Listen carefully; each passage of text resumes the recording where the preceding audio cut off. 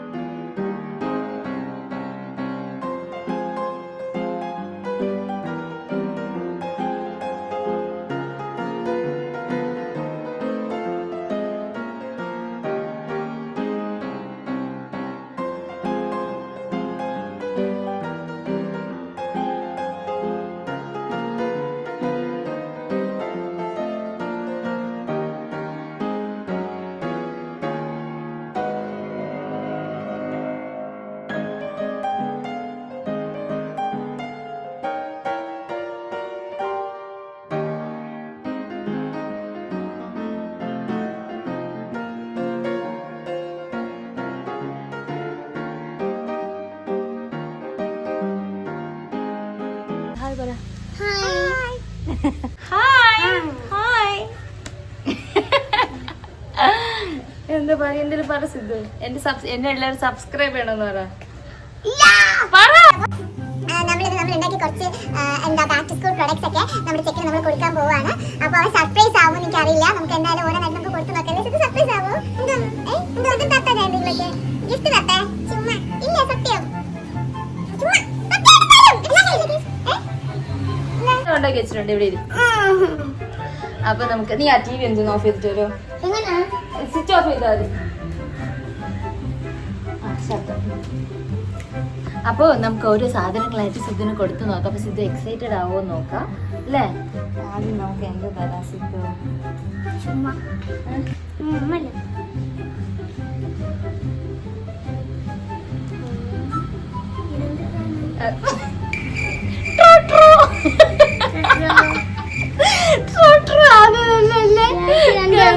മുത്തിനെ കളഞ്ഞ് തന്നോടെ എന്റെ രണ്ട് മുത്തിനെ കളഞ്ഞു കേസവൻ. നമുക്ക് ഒട്ടിക്കാം. എവിടെ ഇരി, എന്നിട്ട് ഇവിടെ ഇരി. നമുക്ക് നെക്സ്റ്റ് സാധനം കൊടുക്കാം. ആദ്യം നിന്റെ വൻ പരാജയമാണ്. നെക്സ്റ്റ് സാധനം നമുക്ക് കൊടുത്തു നോക്കാം.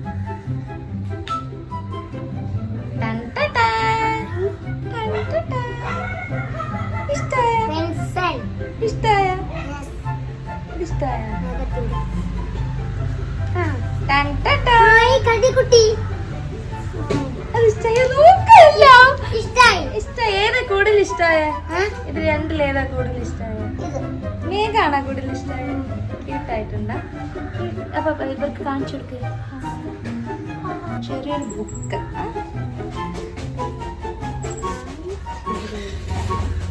ഇതെന്താ ചെയ്തു?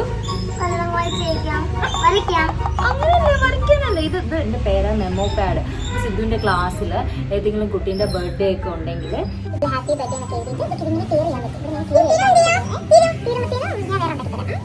അപ്പോൾ ഇതിൽ ഹാപ്പി ബർത്ത്ഡേ എന്നൊക്കെ എഴുതാൻ പറ്റും. ടീച്ചേഴ്സിന് happy teachers day, happy mothers day, happy friendship day എന്നൊക്കെ എഴുതി അങ്ങനെയൊക്കെ. അതായത് ചുമ്മാ വരച്ചൊന്നും കളയാൻ പാടില്ല കേട്ടോ. ഈ ബുക്ക് കേട്ടോ, അങ്ങനെ കൊടുക്കുന്നതാണ് ഇഷ്ടമാണ്. സ്കെയിൽ, ഒരു ക്യൂട്ട് സ്കെയിൽ അല്ലേ? ആരുടെ പേര് എഴുതിയേക്കണേ? ആരുടെ പേരാ?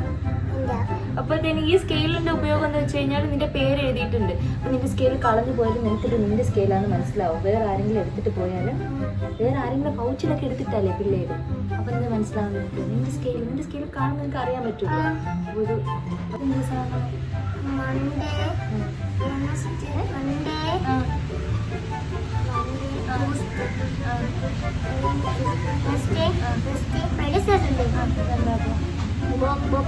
ബോക്സ് അല്ലേ, ഇതൊരു ടൈം ടേബിൾ ആണ്. സ്കൂളിൽ ടീച്ചർ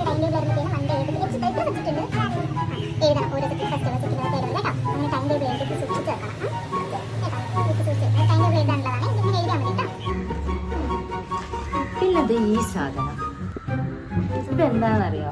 ഇതാണ് പേപ്പർ സോപ്പ് എന്ന് പറയുന്നത്. അതായത് സിദ്ധു സ്കൂളിൽ ഫിഷ് ഒക്കെ കൊണ്ടുപോയിട്ട് സിദ്ധിന്റെ കൈക്ക് സ്മെല്ല് ആവത്തില്ല. അപ്പോൾ സിദ്ധിന് സോപ്പ് കൊണ്ടുപോകാൻ പറ്റില്ല സ്കൂളിൽ. അപ്പോൾ ഈ പേപ്പർ എടുത്തിട്ട് ഇതുകൊണ്ട് ഹാൻഡ് വാഷ് ചെയ്താൽ മതി. കണ്ടിട്ട് ഇന്നത്തിരുന്നോ? ഇന്നത്തിരുന്നു. ഈ പേപ്പർ നമുക്ക് നമുക്കിതൊന്ന് ട്രൈ ചെയ്ത് നോക്കാം. ഈ പേപ്പർ സോപ്പ് വർക്ക് ആവുമോ? നോക്ക്, കയ്യിൽ നോക്ക്. കീറരുത്. അത് പതിയെ പതിച്ച് നീ അത് കയ്യിൽ വെള്ളം നോക്ക്. കയ്യിൽ വെള്ളം നോക്ക്. ഓക്കെ, ഇങ്ങനെ തേക്ക്. രണ്ട് കൈ കൊണ്ടാണ് ഇങ്ങനെ തേക്ക്. പതിയുന്നുണ്ടാ?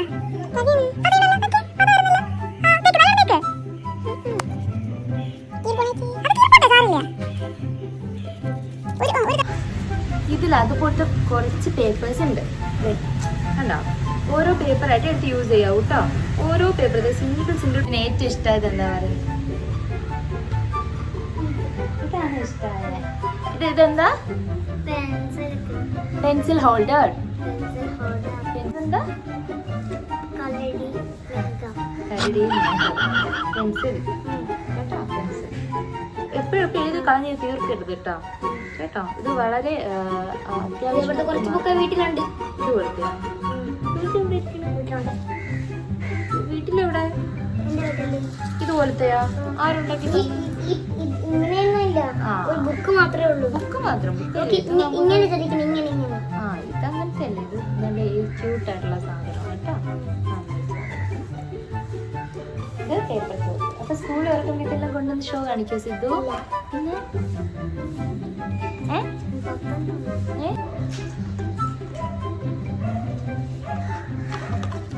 ഇത് വീട്ടില് പെന്നൊക്കെ ഇട്ട് വെക്കണേ. പെൻസിലൊക്കെ ഇട്ട് വെക്കണം കേട്ടോ.